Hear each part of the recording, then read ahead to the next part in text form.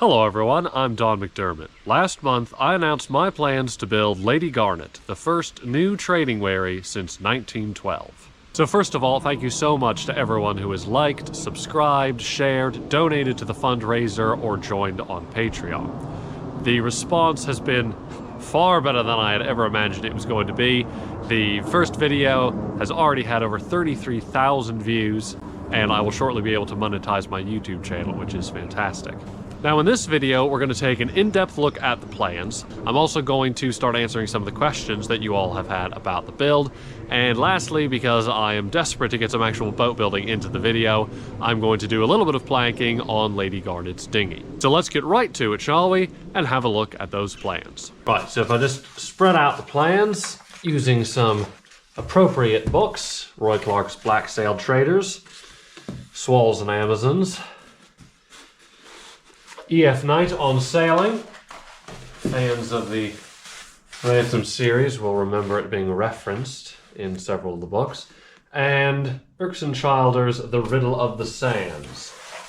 A great book to read if you like spy thrillers and are also interested in nautical navigation maps. There are some wonderfully confusing ones of the sands in that book. Now these are the plans for the trading wherry Albion, still afloat today. And as I mentioned in the last video, I am going to be basing Lady Garnet's shape off of Albion, but I will be making some alterations. First of all, you see the top line of the hull here. Now that's called the shear line. So Albion's shear line is less pronounced than it is on a lot of the other trading wherries. So if I just steal Black Sailed Traders here for a second, and I can show you in the back we have the plans for the wherry Gleaner. And you can see that she rises a bit higher in her shear line fore and aft. So effectively I'm going to use Gleaner's shear line for Lady Garnet. And I reckon that compared with the Albion, it'll add about 5 inches of height forward at the stem post and also at the stern post. Now the other significant change relates to freeboard. So you see this water line that is marked here. Now it doesn't actually continue on, but if we roughly follow it, till we get to the lowest point of the deck, to the measurement from the water line up to the top of the deck, that's called the freeboard. Now, the line I was just showing you, that is her unladen freeboard. Now, when fully loaded with 40 tons of cargo, Albion's water line would be about here. Well, if you look very closely at what I'm doing, you'll see that my fingernail is just over her actual deck. You see, the old wherryman had a saying that a wherry wasn't fully laden unless a robin could drink from her side decks. The idea of there being water actually over the side of the boat while carrying cargo didn't faze them in the slightest. That was standard practice back in the late 1800s anyway. You can imagine how the health and safety folks nowadays would feel about that. Fortunately, I have had long talks via email with a very helpful chap from the Maritime and Coast Guard Agency. He's advised me what regulations I would need to follow for cargo carriage related to freeboard. And I've read the regulations from both the MCA and also the PLA, which is the Port of London Authority, and I figured out what laden freeboard I will need. And to be on the safe side and to ensure that she can carry a lot of cargo, what I'm basically going to do is I'm going to add another plank onto Lady Garnet. So that will raise her freeboard up by whatever the thickness of the plank is at the midship section of the boat. It will also obviously raise her higher up all the way along. And it doesn't really matter so much except for at this point right here, because this is another key regulation point, which is called down flooding. Basically, that's the measurement from the water line up to the area at which, if water started to come over, it would actually flood the boat. Obviously, that has to be higher than the freeboard because it's a more potential safety risk. So adding another plank on will also give me more wiggle room as far as the down flooding point goes. Now the other thing I want to show you on the plans is her standing rigging, which ties in quite nicely to one of the reasons why I'm building a wherry. Because some people have said to me, if you're on the Thames, why not build a Thames barge? And certainly that is a legitimate question. Back when I first came up with the idea of building a boat that could carry cargo under sail and was based on the River Thames, I did consider a Thames barge, but I ultimately rejected the idea, and rigging was one of the main reasons.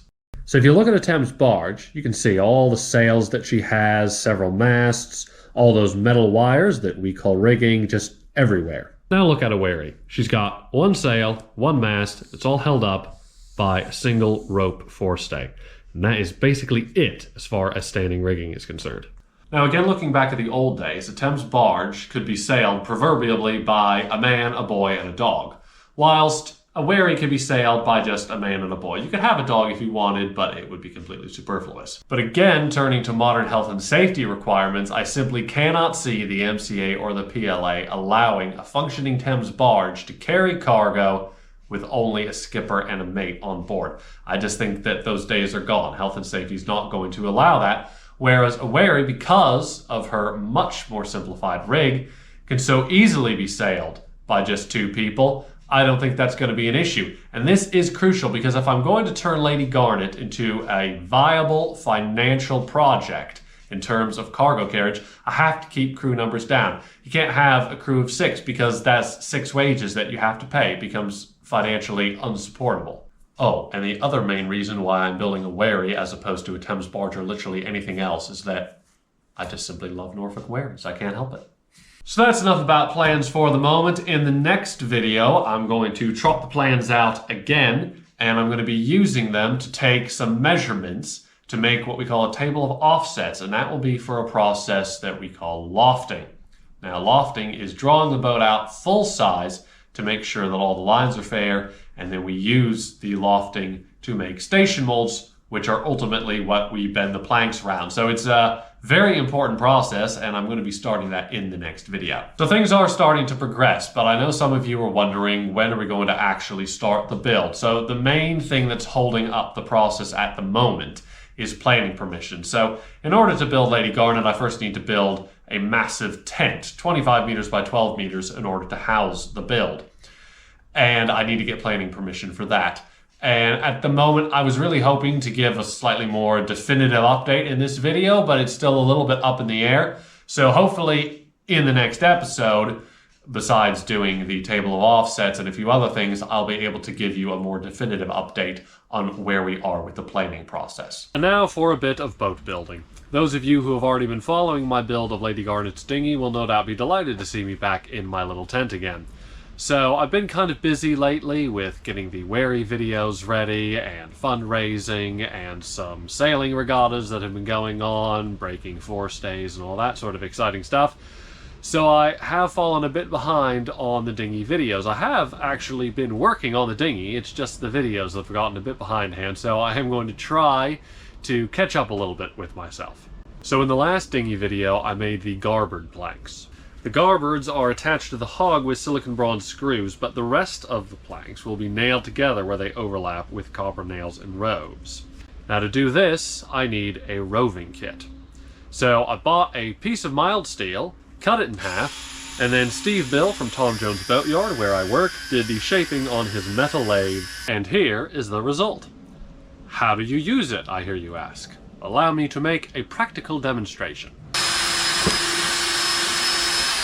So first things first, I've got a copper nail here, and I'm just going to hammer it through from the outside, just so the point is showing. Now, I've got a rove, I'm going to put that on the point.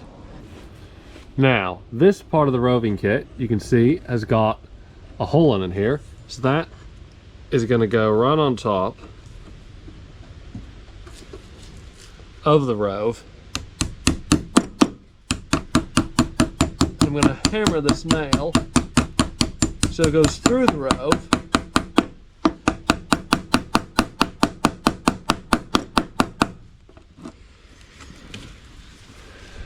And you can see the nail's been able to come up through because of the hole in the roving dolly, but the rest of the dolly has held the rove into place and not slightly embedded it into the plank. That's what we want. Next thing, we're going to take off some of the excess. This is a bit of an art form, figuring out exactly how much to take off. That's probably good. Now technically I should probably be using this part of the roving kit. You can see it's got a little nub on the end here, just show you there. And that is supposed to press up against the head of the nail from the outside while I am doing some hammering on the inside. But when you're doing it on your own, you can't have your eyes on the outside and the inside, and there is a chance that this can slip off. And for some reason, it's more likely to slip off if you're not looking, and in which case you start to damage the outside of the plank with the nub. So, I don't use that.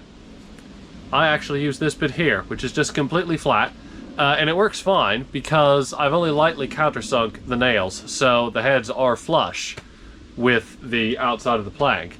In fact, maybe just slightly raised. So while hammering, while pressing with the flat here, it just pushes them so they're completely flush.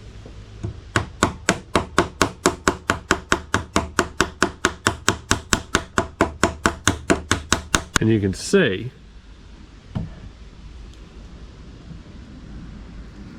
how that copper has just spread itself out over the rove, and that's going to hold those planks together. Another handy thing that we use in clinker boat building is this kind of a clamp.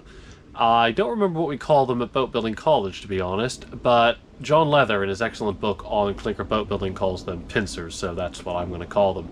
You just slide them on over the planks and they pinch together the overlaps, or the lands of the planks as we call it, and they work great, and they're a lot cheaper than regular clamps. Now my planks are 10 millimeters thick. You lose a little of that through beveling, so I've made the openings about 18 millimeters, slightly wider at the front and getting narrower on the way back.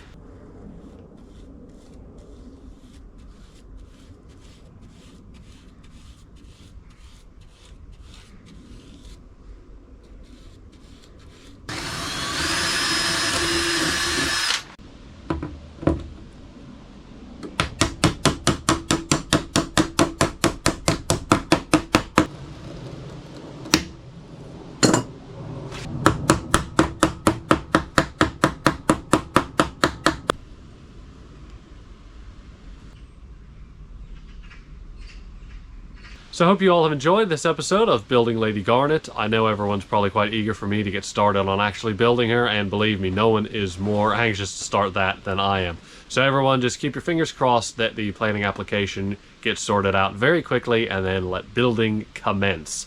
So please, in the meantime, do continue to like, share, subscribe, and if you can, donate to the fundraiser. It's greatly appreciated, and thank you very much for that. And who knows, in the next episode, which will be coming out in a few weeks' time, I might have some good news to update you all on with regards to planning permission. Hope so anyway. I'll see you next time.